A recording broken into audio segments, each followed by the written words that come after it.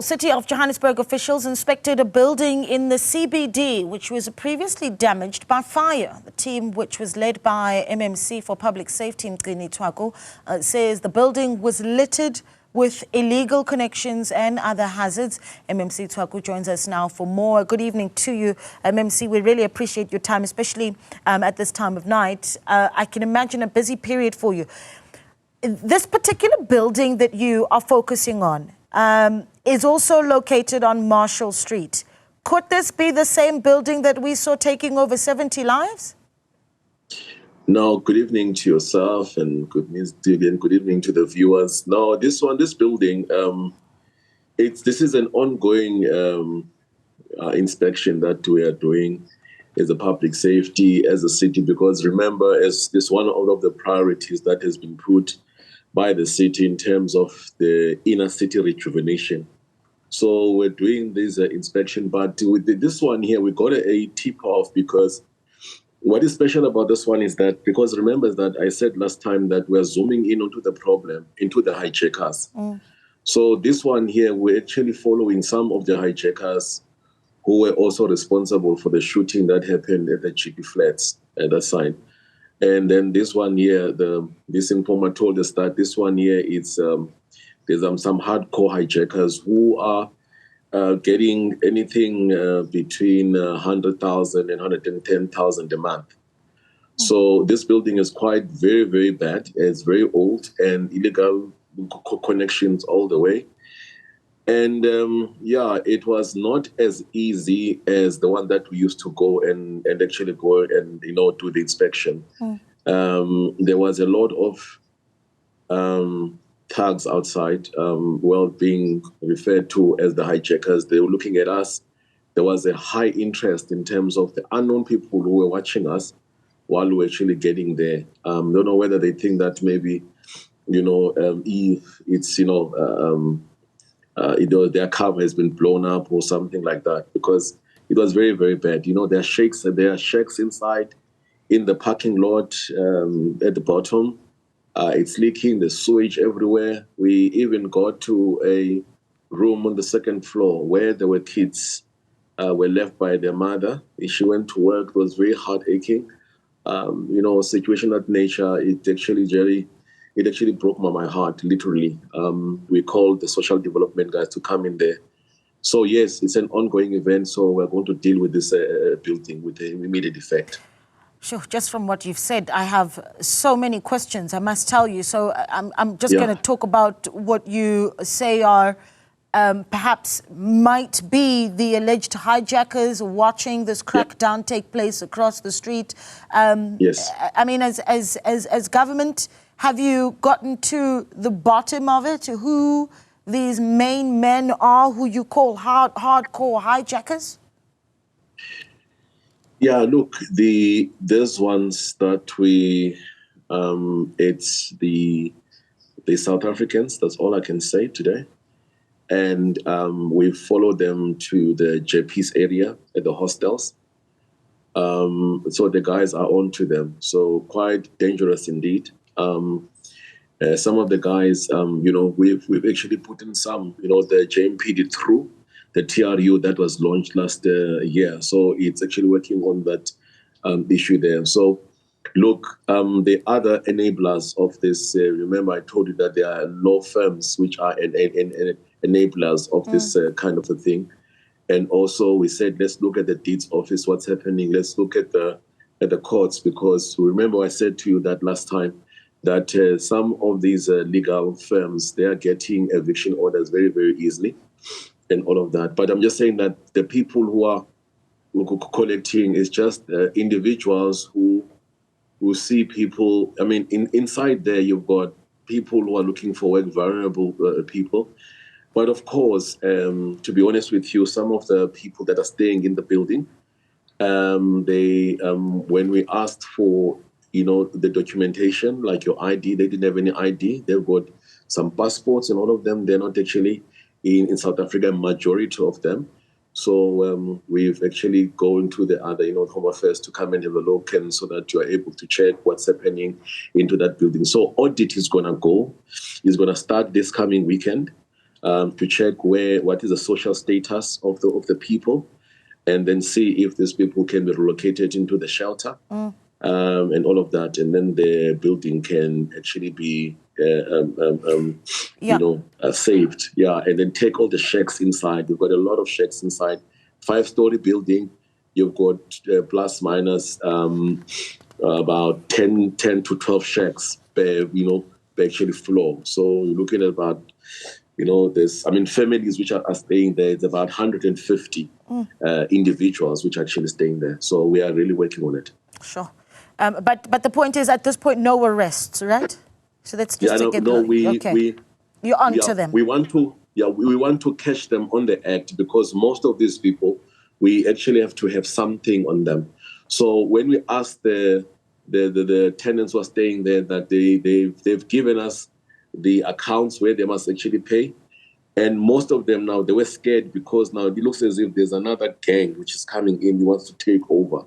The building. So we are onto it. I said the guys, I promised them within the next 2 to 3 weeks, we need to clean up the building, contact the owner. We've sent this, we have a report on our side from the EMS. We're going to send to the GFIS, which is the investigation unit.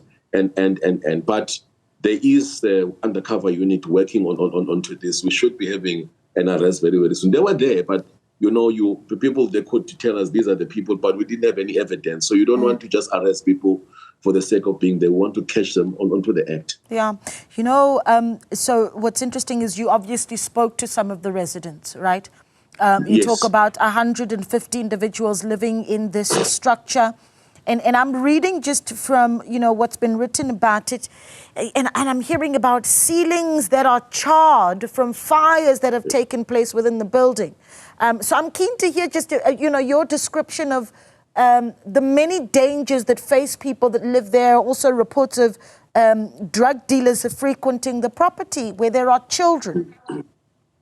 Yeah, hence now I'm just saying that we visited yesterday. So I've actually now kickstarted the ball is actually rolling, because remember, it's not that now we're going to evict them. It's going to be an evacuation as we're given by the court.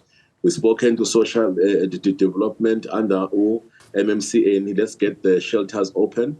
And we've put in undercover people there since yesterday to follow up the area, to really stake out and then catch people onto the act. And and I said that we're giving it about a week or two, which we must clean that building, or else. I even said to them that what is making now things worse is that we've been here, we've seen it, and the political head, the MMC, has been here. So something has to be done. So it's actually a disaster. Look, there were cables coming out. There's no way that I'm going to leave that building. I said to my guys, I'm always been threatened, by Seri, on legal actions and all of that. But I said that if it needs be now, let me. I'm going to clean this building, take pictures, take videos, everything. If I am arrested or I'm taken to court, then I would have actually shown them in terms of what was the status, what we have to do, we really actually have to do. The people, we have to evacuate them. There's no other way. That's a disaster waiting to really happen. So I'm just saying that we've seen it. Just give us a chance, a week or two. There's an audit that is going to happen. I said them the audit must be on the weekend, because I don't want to audit where people are at work and everything. I want to know how many people that are there. And then also we're going to bring all, social development, home affairs. We're going to bring, every stakeholder that we have. We do the audit one by one, and then plan the evacuation on the following week. Yeah. But the undercover unit now is looking in terms of the drug that is happening there. Who are the people who are who are doing the collection? We've got our bank accounts, so we're asking some of the forensics guys to really check about who does this bank account belongs to, because if you can link the amount of money there with an individual, at least we might have a case. On that same street, MMC, where we saw the Usindiso building burning, and over 70 lives being lost. One of the things that shocked, I think, many South Africans, even after the shock of the lives lost, was the fact that then we looked into the ownership of Usindiso. And it was found that the custodian was the Johannesburg company, the Johannesburg Property Company. Is yeah. Yeah, it was Josh Kone, but no, that building, yeah, it was, remember, if I still remember quite well, yeah, the building was leased by the province, if you remember. So there was a deadlock. There's a story on that. There was a deadlock between the municipality and the province before our time. Right. And then that led to not having a security people that are guarding the place. People and starting to get inside and occupy it. But this is, As public safety. Yeah, at public safety that time, they did their work. They did the investigation. They said that they recommended that the building must be closed. Yes, but this is so let me step in just in the interest of time, MMC, and I understand this is another administration's issue. But remember the inquiry. It was a commission of inquiry that said that the city of Johannesburg was responsible for Usindiso's building, was responsible for the building. But that's another issue. But the reason why I raise it is this particular building that you raided. Do we know? I suppose who's the custodian or owner of that particular building? Yes, it's the owner. I've actually met him during the day, the owner. He actually bought the building 4 months ago. So when we heard that about I'm actually I'm going there. He managed to reach out to the office, and he actually told us the story of the building. He bought it from someone 4 months ago. And he's been threatened. They've been getting death threats and everything from anonymous people that he doesn't know. So he was actually very happy that, that as the city, because we decided that we're not going to look at the building of the city alone, but all the buildings in the city. And I was actually very happy that he wants to assist, and then also with the relocation, he's going to make the funds available, and also for the audit, he's going to bring in security company. And on our side, we want to bring social development. So we want owners of that nature who are prepared to really come in and assist. So I'm calling to all those private owners in the city as well to contact us so that we can sit down and say, what are we going to do? The problem is that when you remove the people there, processes of government, they really take a lot. You must go on tender, and if we can't find the owner, we must expropriate it and then turn it into whatever. So with this one, the owner is available. So if the owners up there, their building have actually been hijacked, it actually makes lives very, very easy because they can identify them quickly as this one and this one, because we go through all of them, and the ones that we are finding, we can't find an owner, and then it must be the process of the council to expropriate it, which is a process. So if there's someone there, they can conduct this public safety. We're going to deal with the owner with this one. And then from there, all those owners which are available, their buildings have been occupied, and they are willing to really come through and help with the logistics. Then we're prepared as the city really help them. Yeah, MMC, you've said but 2 to 3 weeks. But what is tricky is the shelters, because sometimes the city does not have enough shelters, and also sometimes we won't have enough alternative accommodation.